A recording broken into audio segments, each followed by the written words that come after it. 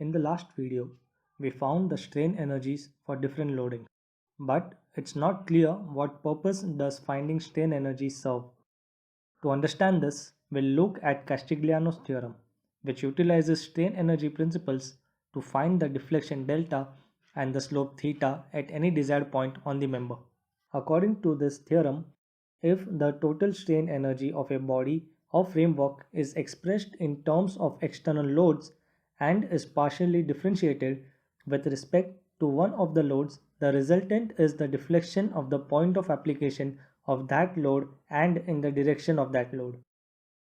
This means, for example, if I differentiate the total strain energy with respect to PA, it gives the deflection of the member at a location A in the direction of P, which is delta A is equals to dou U by dou PA.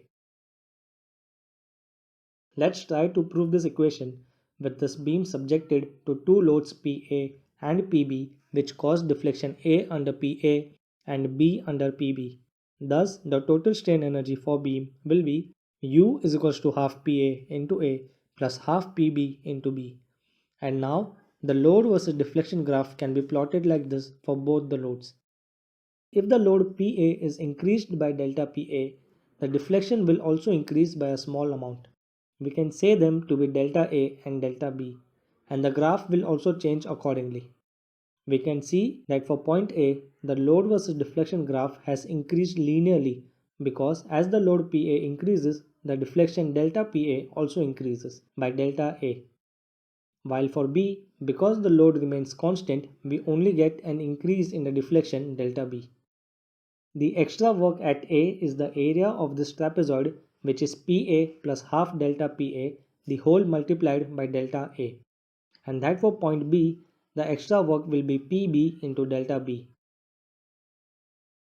Hence, the increase in strain energy delta U is PA delta A plus half delta PA into delta A plus PB into delta B. And because delta PA and delta A are very small, their product will be even smaller and hence it can be neglected, which gives us this equation. But if the loads PA plus delta PA and PB were gradually applied, the total strain energy would have been U plus delta U is equals to the sum of half into load into extension, which is this equation, which can be simplified to this.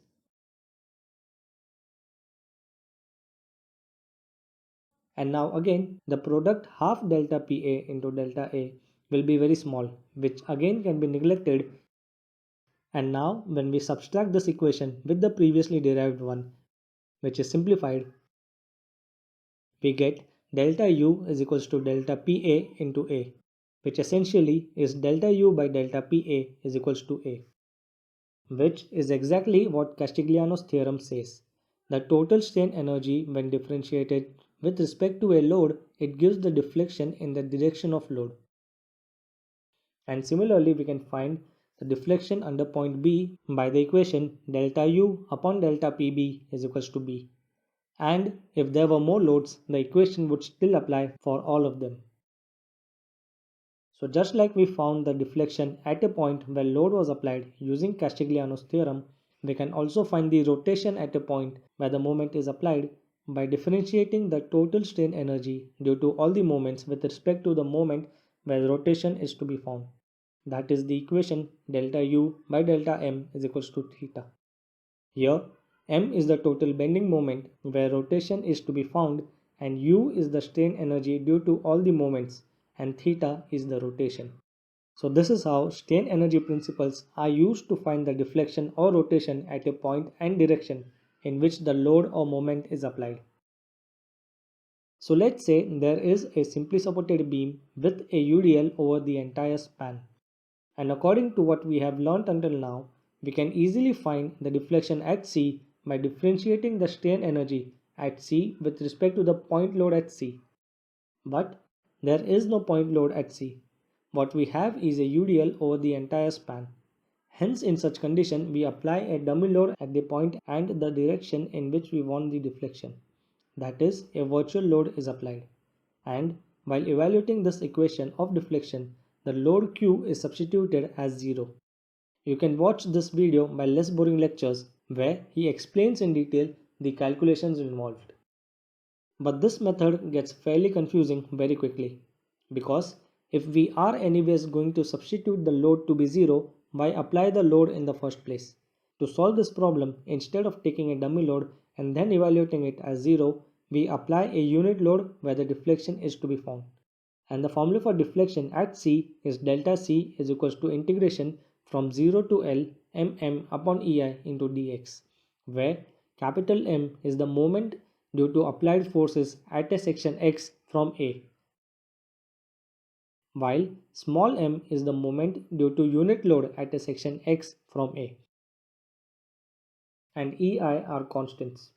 Before finding the moments, the support reactions will be WL by 2 at both ends when subjected to UDL and half at both ends when point load is considered. So the moment M at a section X from A for UDL will be M is equals to WL by 2 into X minus WX square by 2, which is WX by 2 into L minus X, where X ranges from 0 to L. And for the moment M, due to the unit load, the beam has to be divided into two parts. First from A to C, that is 0 to L by 2, and second from L by 2 to L. Hence, for 0 to L by 2, M is equals to half into X, which is X by 2, and from L by 2 to L, it will be M is equals to half into X minus 1 into X minus L by 2, which is simplified to L minus X by 2. So the deflection delta C is then split into two integrals from 0 to L by 2 and from L by 2 to L. Now the values of capital and small m are substituted in the integrals, which gives us this equation. This equation is then integrated and simplified to get the value of delta C as 5WL power 4 by 384 EI. This is the deflection of the member at a point C due to the UDLW over the span L. This means for a beam of length 5 meter subjected to a UDL of 100 kN per meter, we'll simply substitute these values in the equation, which on solving gives the value 813.8 upon EI, where EI are constants which depend on the beam material and section. So now deflection can be found at any point in the member even though there is no load at that location. Similarly, to find the rotation or slope at any location, we apply a unit load at that location and evaluate the problem in the same manner. That is, by first finding the moment capital M due to the applied loads and then the moment small m due to unit moment. The rotation is found using the equation theta is integration 0 to L mmei into dx, where again capital M is the moment due to loads and small m is due to unit moment at any section X. Again, we first find the support reactions when UDL is applied will be WL by 2 at both supports in upward direction, and for unit moment, the support reactions will be 1 by L in downward direction and in upward direction at support A and B respectively. So the moment capital M at a section X from A will be WL by 2 into X minus WX square by 2, which is WX by 2 into L minus X, where X ranges from 0 to L. And for the moment small m, due to unit moment, the beam is to be divided into two parts, which is 0 to L by 2, where m is minus x by L, and from L by 2 to L, where m is minus x by L plus 1.